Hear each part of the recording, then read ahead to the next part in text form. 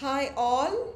So now we're going to have a look at the part 2 of Gulliver's Travels, and I'm Dr. Kala S.J., an Associate Professor of English at Fatima College, Madurai.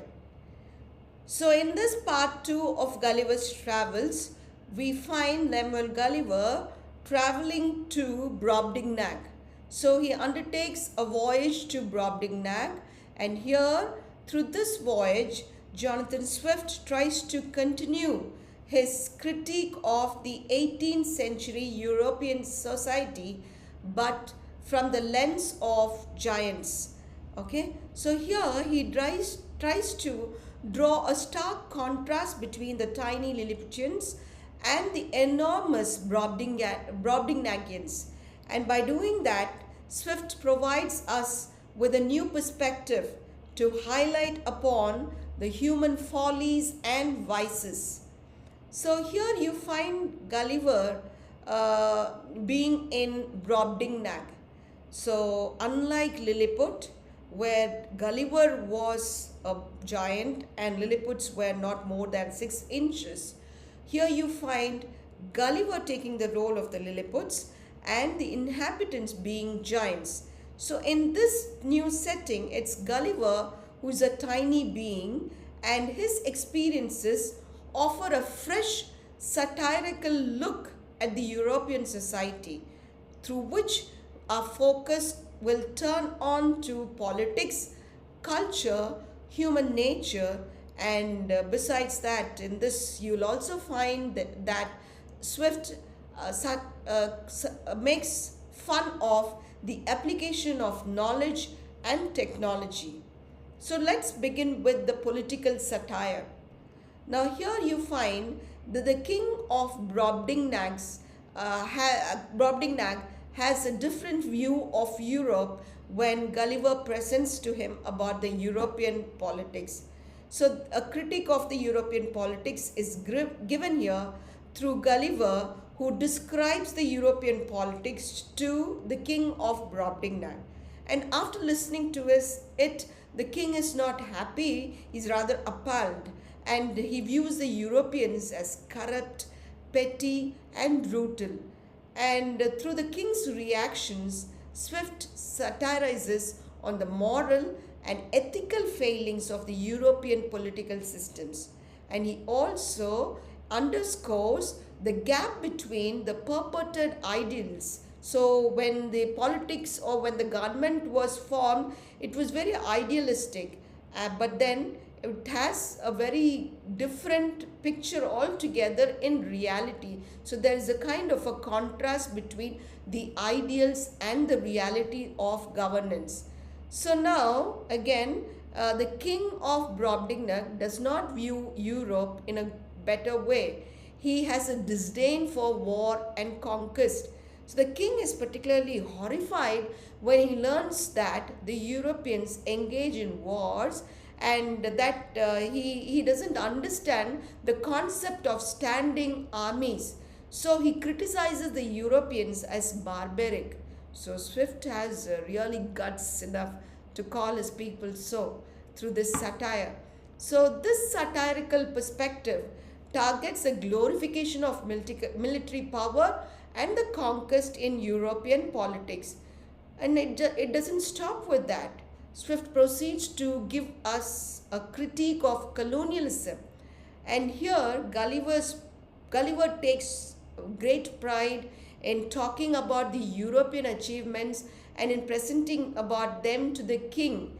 But then the king is not impressed with all the tales of Gulliver, and especially of the tales of the European conquest and colonization. So the king is not impressed with it, rather he meets them, all those tales, with disdain. And the king has a negative response rather than a positive response that Gulliver had expected. So the king's negative response to certain accounts of greed, brutality, moral bankruptcy, especially all that you see in the colonial endeavors are found here. So now he goes on to give us a critique of the colonialism. The imperialistic hypocrisy is targeted upon, and Swift uses the king's reaction to expose the hypocrisy of European imperialism, where lofty ideals of civilization and progress mask exploitative and violent practices. So, you say, in the name of civilization, in the name of progress or development, what are we really doing? What are the Europeans really doing? They're trying to exploit people, they're trying to involve themselves in violent practices, and that's what Swift really critiques in this piece of Voyage. Okay, now let's look at the Voyage to Brobdingnag as a cultural satire. So it draws a vivid contrast between Brobdingnagians and the Europeans, especially in the aspect of the moral superiority of the Brobdingnagians.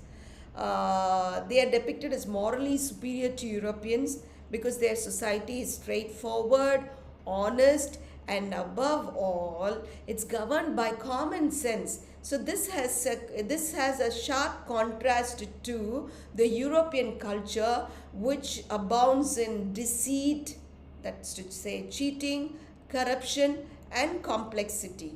Okay, and you also there is also a reference to Gulliver's ethnocentrism. Gulliver initially is so proud about his homeland, okay, but when he tries to picturize his homeland in a very proud manner to the king doesn't take it the way Gulliver wants it to be, and so he takes it with disdain, and that's when Gulliver starts facing a kind of an embarrassment, and in fact, the king also goes to the extent of satirizing Gulliver's ethnocentric attitude, and how the Europeans often viewed their culture as superior and looked at the others as the other. This I'm adding, okay? Then the simple laws of governance. The Brobdingnagians had a legal system that was very simple, that was very just, and it was easy to understand and follow. And this simplicity of their legal system was in contrast to the European legal system, and which was often convoluted, unjust, and so on. And it indicated at the complexity of it.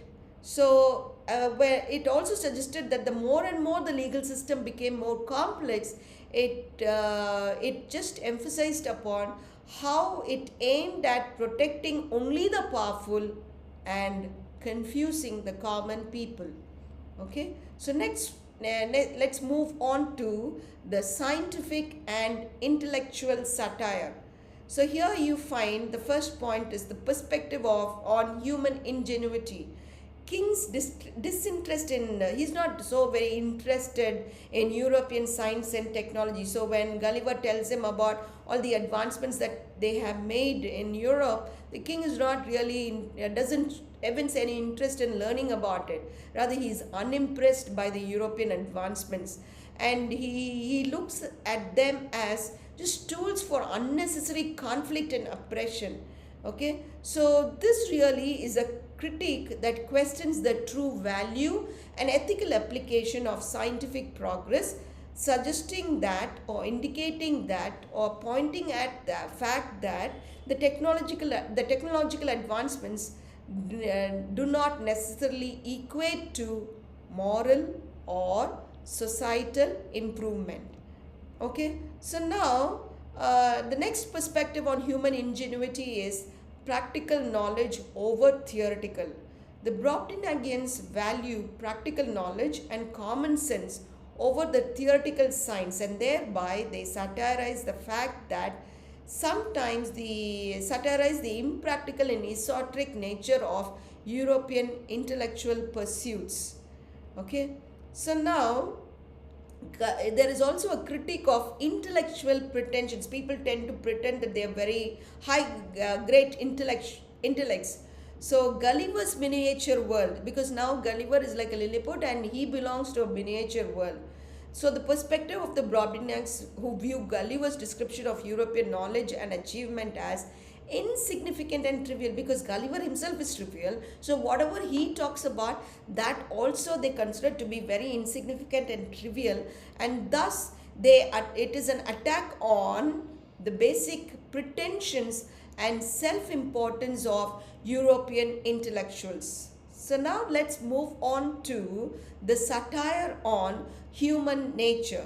The first part of it would be the physical and moral smallness. Gulliver's vulnerability. Okay, so in Brobdingnag, Gulliver's physical smallness, it's a great challenge to him, and he's always, unlike Lilliput in Brobdingnag, Gulliver is so vulnerable, and he fears that he might be trampled down by somebody and so on, and he's always in continuous fear. And so this highlights human vulnerability and insignificance, and it also throws light upon his frequent need for protection and his helplessness that satirizes human pretensions of grandeur and control. Then the next factor would be physical and moral smallness. Say, for example, moral examinations. The Brobdingnagians scrutinize Gulliver's accounts of European society, and when they do that, it reveals the moral smallness and corruption of humanity, suggesting that beneath all of these civilization lies a core of pettiness and vice. So, next satire on human nature would be human frailty and imperfection. So, the Brobdingnagians critique that critique, especially when they examine Gulliver's body under a magnifying glass, it just focuses on not just Gulliver's physical imperfections, but the physical imperfections of human beings at large, and therefore it serves as a metaphor for the scrutiny of human nature. This satirical device helps in underscoring the imperfections and frailties that humans always tend to overlook, or they tend to deny them. Okay, so now we come on to the concluding part of it. Gulliver's Travels continues Jonathan Swift's critique of European society, focusing on politics, culture, science, and human nature through Gulliver's experiences in Brobdingnag in the part 2 of the novel. And here, Swift exposes the moral and ethical feelings of contemporary European civilization.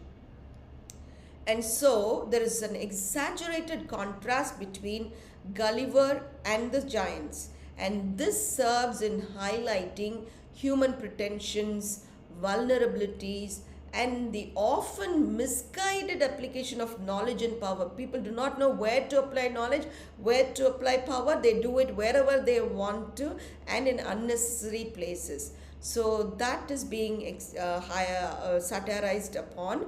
And then Swift's satire really invites readers to reflect on the true nature of civilization and the ethical dimensions of societal progress. Thank you so much for your patient watching. Hope this video was useful to you, and let's catch up with the rest in the next videos that I would come up with. So thank you so much once again.